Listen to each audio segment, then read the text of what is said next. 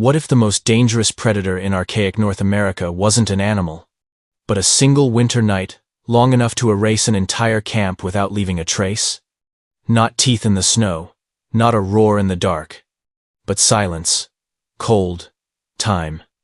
A night where the fire weakens instead of flaring, where frost creeps across hides, tools, and skin, where one mistake, too little fuel, a wet layer, a missed task starts a chain reaction. In the archaic world, winter didn't strike suddenly. It waited, draining heat, strength, and focus. There were no walls to hide behind, no second chances. By morning, the land looked unchanged, only absence remained. The true predator was winter, and survival meant outthinking it before it arrived. By the time the Archaic period emerged roughly 10,000 to 3,000 years ago, the great Ice Age glaciers had retreated. To an untrained eye, the world appeared safer. Forests expanded into former tundra, rivers stabilized. Animal life diversified across North America. It looked like a land finally easing its grip on human survival. But winter did not disappear. It changed tactics. Instead of sudden, extinction-level cold, archaic winters delivered something far more dangerous: long, predictable suffering, weeks of freezing temperatures, snow that lingered, food that thinned slowly rather than vanishing all at once. Survival became a test of endurance, not escape. Winter took different forms across the continent. In the northern forests and interior, lakes froze solid while daylight shortened week by week. On the Great Plains, relentless wind stripped heat from the body faster than snow ever could. Along rivers and coasts, cold, damp air seeped into clothing, tools, and bone, turning simple tasks into exhausting labor. Archaic people did not face winter as a single event. They faced it as a system that punished mistakes gradually and without mercy. A poor decision in autumn could mean death months later. Missed storage, poor shelter placement, failure to plan beyond the present moment. To survive this world required something earlier cultures rarely depended on so completely: foresight. The ability to think ahead, to remember past winters, to organize daily life around threats that could not yet be seen. In the Archaic period, winter was no longer something to outrun. It was something that had to be understood, or it erased you quietly, long before spring returned. A winter day begins before movement, with awareness. Before anyone rises or steps into the snow, someone checks the fire not for comfort, but to confirm survival. A fire that dies overnight is not a setback, it is a danger. Fingers can be lost before dawn. Tools can freeze solid. In extreme cases, lives can disappear quietly in the dark. Embers are guarded like food. Fuel is rationed with care. The driest wood is saved for the coldest hours and never wasted. Water comes next. Snow is gathered and melted slowly. Ice is chipped away from a stream narrowed by freezing banks. Sometimes a small opening is maintained day after day, because losing it would mean burning precious fuel just to drink. Every action is deliberate, because every step through snow drains energy the body may never recover. No one rushes. No one wanders. Winter daily life is built on efficiency. Trips are reduced. Distances are shortened. Tasks are repeated the same way every day, because consistency prevents mistakes. Tools are returned to the same place. Paths are reused. Routine becomes protection. This is not laziness. It is survival mathematics. The camp moves quietly, conserving strength, because everyone understands the same truth. Winter rarely kills quickly. It waits. It drains heat, focus, and endurance hour by hour. Fatigue is the real enemy, because fatigue leads to errors and errors compound fast in the cold. Food, more than fire, decides who sees spring. What is eaten today shapes strength tomorrow. What is saved determines whether the group survives a storm, a failed hunt, or a long, silent week. In the Archaic world, surviving winter was not about force. It was about discipline and attention that could never be allowed to slip. Archaic winter survival is rarely about dramatic hunts. Those moments exist, but they are costly, dangerous, and unreliable when animals migrate, hide, or conserve energy in the cold. In winter, Chasing food often wastes more calories than it provides. Survival favors restraint, not spectacle. Instead, winter rewards systems. Traplines become part of daily life. Snares for small game are placed where animals still move through snow, along tree lines, narrow paths, and sheltered terrain. Each trap represents stored effort, waiting to be converted into food. They are checked on schedule, without exception. A missed check is not just lost meat. It is lost insurance against the days when nothing else succeeds. Near rivers and lakes, fishing continues even when ice seals the surface.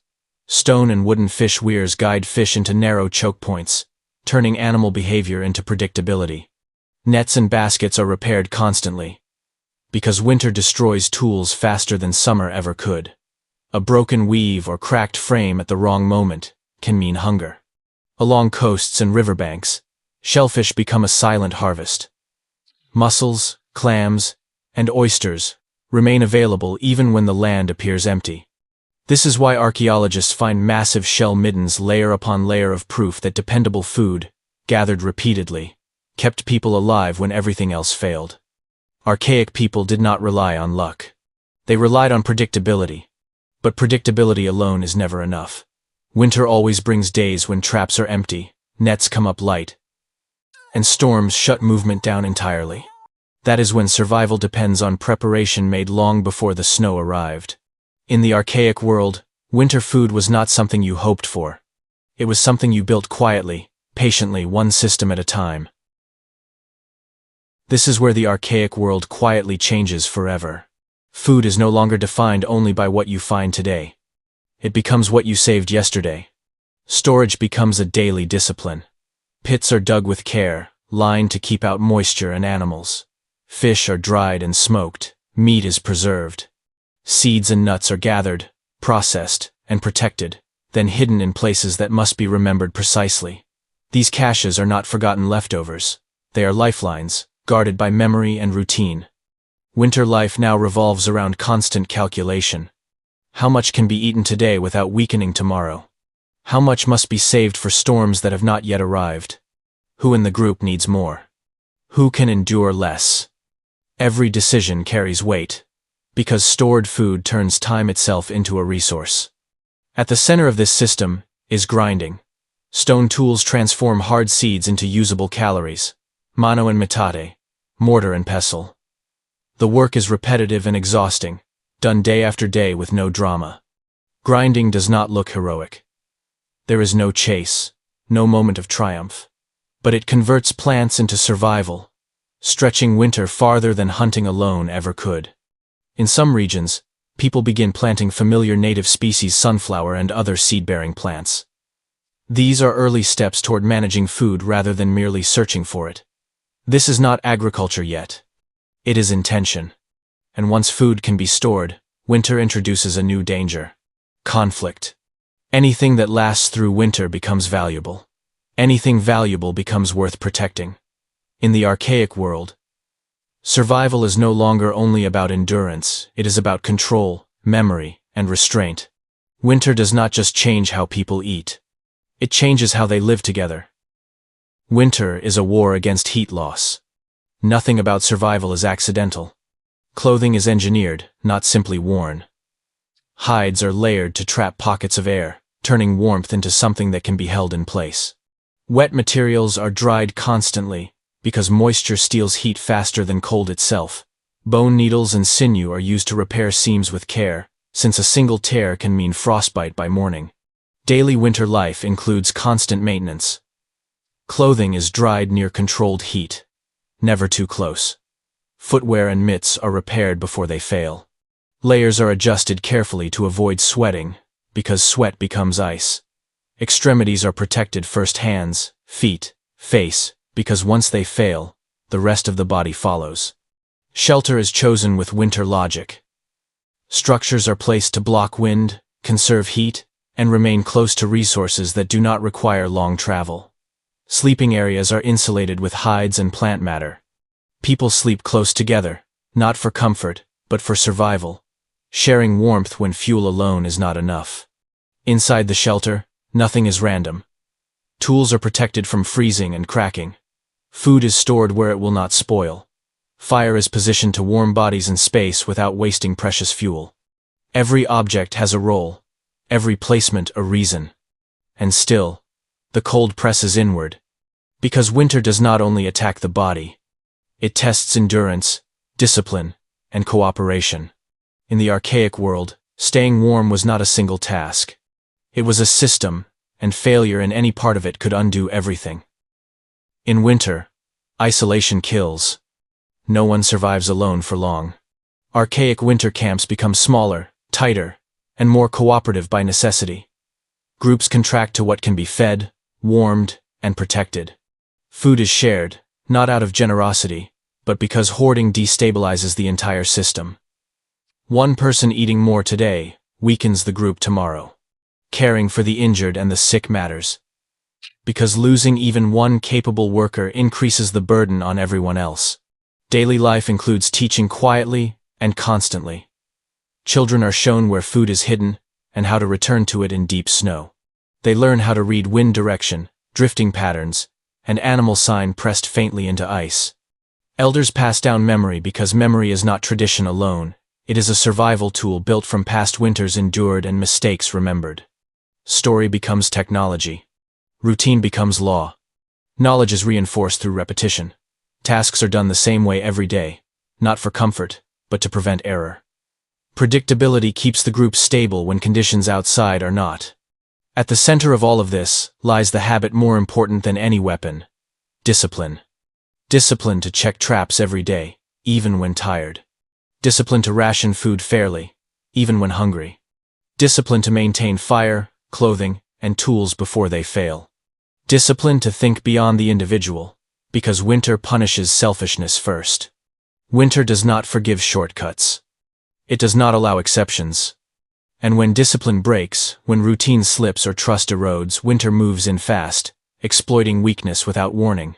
In the archaic world, survival was never just about enduring the cold. It was about holding the group together when everything else tried to pull it apart. Most archaic winter deaths did not come from a single dramatic cause. They came from chains. A storm delayed a trap check by one day. A missed animal meant less food than planned. Less food weakened the body slowly, almost unnoticed. Weakness led to small mistakes, slower hands, poorer judgment, less care. A fire burned too low. Cold finished what hunger had already begun.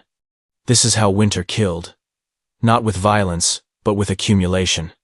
Camps vanished without sound or struggle. There was no final battle, no sign left behind. One failure spread into another until the system collapsed. By the time anyone realized what was happening, there was no energy left to stop it. Archaic people learned this truth slowly, and often painfully. They learned that winter punished weakness indirectly. It exploited delay. It magnified fatigue. It turned minor errors into fatal outcomes. And so they adapted. Not by overpowering winter, not by taking greater risks, but by designing lives meant to absorb failure. They built redundancy into daily routines, multiple food sources, repeated checks, shared labor, stored reserves, clear rules. Systems that could bend without breaking when one part failed. Winter became something to manage, not confront. A force that had to be anticipated long before it arrived. Survival depended on reducing the number of links in the chain and strengthening every one that remained. Because in the archaic world, winter did not need to hunt you. It only needed you to fall behind. Now we return to the question we began with. Not to ask what killed these people, but to understand how they learned to endure what could not be defeated. So what really erased entire camps in a single winter night? It wasn't always predators. It wasn't always starvation. It was the failure of the system. A fire that died. A cache that failed. A rule that broke. A moment when discipline collapsed. Archaic people survived by turning memory into planning, cooperation into technology, and daily routine into armor. Winter didn't just shape how they lived. It shaped how they thought ahead. Winter didn't reward strength or courage. It rewarded consistency, discipline, and foresight. It forced people to measure today against tomorrow, to value restraint over impulse. In the archaic world, intelligence wasn't abstract, it was practical, tested every day by the cold. At ***, native legends uncovered ***. We don't romanticize the past. We return to understand how human intelligence was forged. Quietly and patiently. Under seasons that offered no mercy.